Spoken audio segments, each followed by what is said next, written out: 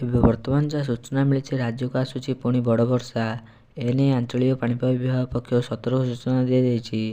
ଆପଣମାନେ ଜାଣିଥିଲେ ଏବେ ଆସିଥିଲା ବାତ୍ୟା ମିଗଜୁମ୍, ହେଲେ ଏହାର ପ୍ରଭାବ ଓଡ଼ିଶା ଉପରେ ସେତେଟା ନଥିଲା। ଏହି ମଧ୍ୟରେ ଆସୁଛି ଆଉ ଏକ ଲଘୁଚାପ, ଯାହା ମଧ୍ୟ ଆପଣମାନେ ସମସ୍ତେ ଜାଣି ରଖିବା ଜରୁରୀ।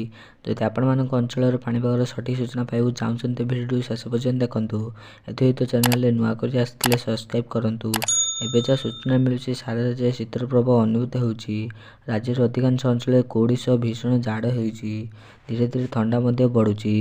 ତେବେ ଗତ 24 ଘଣ୍ଟାରେ ରାଜ୍ୟର 11 ସହରରେ ରାତି ତାପମାତ୍ରା 10 ଡିଗ୍ରୀ ତଳେ ରେକର୍ଡ କରାଯାଇଛି। ସେହିଭଳି କନ୍ଧମାଳ ଜିଲ୍ଲାରେ ଥଣ୍ଡାର ସର୍ବାଧିକ ପ୍ରଭାବ ଅନୁଭୂତ ହେଉଛି। ଗତ 24 ଘଣ୍ଟାରେ 8 ଡିଗ୍ରୀ ସେଲ୍ସିୟସ୍ ତାପମାତ୍ରା ସହ ଫୁଲବାଣୀ ରାଜ୍ୟର ସବୁଠାରୁ ଥଣ୍ଡା ସହର ପାଲଟିଛି। ଏହିପରି ଶୀତ ଲୋକଙ୍କ ଜୀବନଯାତ୍ରାକୁ ବ୍ୟାପକ ଭାବେ କରିଥିବା ବେଳେ ରାସ୍ତାରେ ଯାନବାହନ ଚଳା ବାଧା ହେଉଛି। ଏହାଛଡ଼ା କୁହୁଡ଼ି ଯୋଗୁଁ ଲୋକେ ଗାଡ଼ି ଚଳାଇବାରେ ନଥିବା ଅସୁବିଧା ହେଉଛି।